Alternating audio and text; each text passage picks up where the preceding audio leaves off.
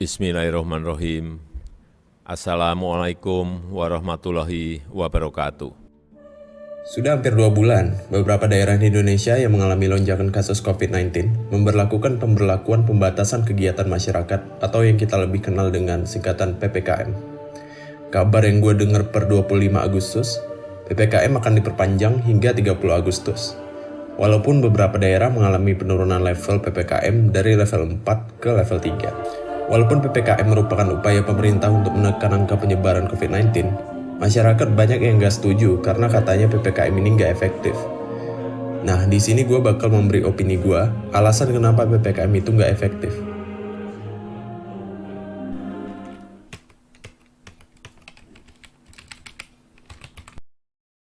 Per 25 Agustus 2021, PPKM yang sudah terlaksana hampir 2 bulan ini memberi dampak positif dengan menurunnya kasus COVID-19 pada beberapa daerah yang memberlakukannya.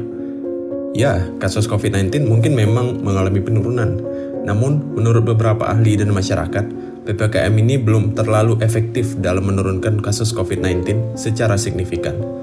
Dilansir dari merdeka.com, menurut epidemiologi dari Universitas Indonesia, Tri Yunis Miko, PPKM belum efektif dikarenakan partisipasi masyarakat masih belum 100%. Menurutnya, PPKM darurat ini harusnya dengan partisipasi masyarakat penuh kalau efeknya mau cepat. Menurut gua masuk akal sih. Banyaknya partisipasi masyarakat tentunya akan berpengaruh terhadap efektivitas pelaksanaan PPKM.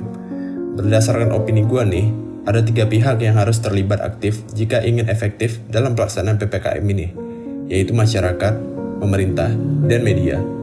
Menurut gua, ketiganya berkaitan untuk efektifnya PPKM ini. Namun di kenyataannya kan nggak begitu.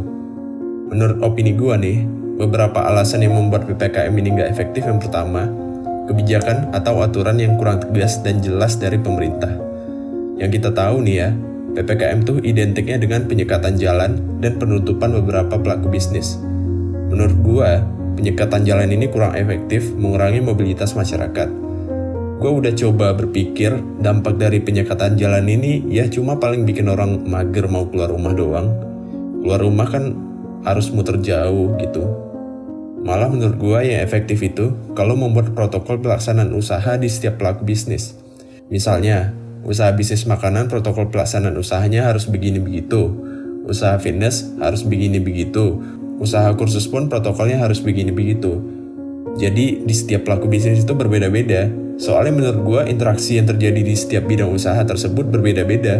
Jadi yang diberikan juga harus beda dong. Gak bisa digeneralisir dengan cara online atau apapun lah. Alasan PPKM tidak efektif yang kedua adalah sosialisasi yang tidak maksimal, hoaks dan informasi yang kurang valid dari media abal-abal. Media abal-abal yang gue maksud di sini adalah akun-akun sosial media yang menyajikan informasi yang validasi informasinya itu masih bisa dipertanyakan. Sosialisasi yang buruk bisa membuat terjadi misinformation dan kesalahpahaman di masyarakat. Sosialisasi itu harus diperhatikan mulai dari tata cara menyampaikan informasinya, media yang digunakan, hingga orang yang menyampaikan harus profesional dan mengerti cara yang baik dalam mengedukasi masyarakat. Jangan kayak video sosialisasi yang sempat viral. Ingat ya ibu-ibu, sekali lagi tunda hamil dulu. Kawin boleh, nikah boleh, hamil jangan. Kalau cara penyampaian kayak begitu, yang ada orang salah paham dong. Tiba-tiba ada orang di depan rumah, teriak-teriak, boleh nikah tapi jangan hamil, kan masyarakat bingung juga. Hoax dan informasi yang gak valid dari media abal-abal di sosial media juga bisa jadi sumber kesalahpahaman nih. Bahkan parahnya bisa menggiring opini. Kenapa gue bilang informasi abal-abal bisa menggiring opini publik? Gue kasih contoh nyata. Masih inget kan dengan kejadian tambal ban online? Mulai hari ini sampai tanggal 20 tidak ada melayani kecuali online. Udah tambal ban online, Pak.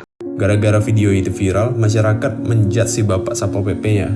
Kalau lu cari tahu kebenarannya, video tersebut sebenarnya dipotong dan si bapak Satpol PP memperbolehkan tambal ban tetap buka.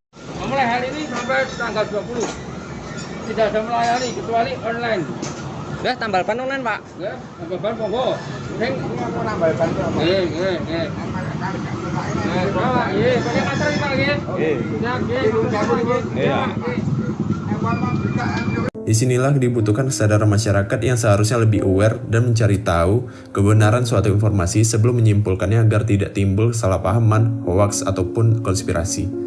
Dan juga, biasakan mencari tahu informasi itu dari media yang cukup valid.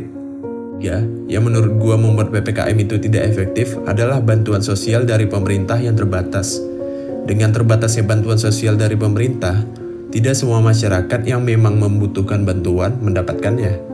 Karena hal tersebut, masyarakat yang tidak mendapat bantuan tidak punya pilihan lain selain bekerja keluar rumah karena tuntutan kebutuhan ekonomi. Seperti yang gue bilang sebelumnya, gak semua pekerjaan itu bisa dilakukan secara online.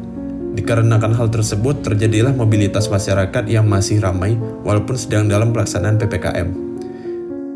Menurut opini gue, itu sih 3 alasan kenapa PPKM itu gak efektif. Kembali lagi ya, ini cuma opini gue berdasarkan data-data dan referensi yang gue dapatkan yang tentunya validasinya masih bisa diperdebatkan. Mungkin kalau lu ada yang mau memberikan opininya juga, tulis aja di kolom komentar.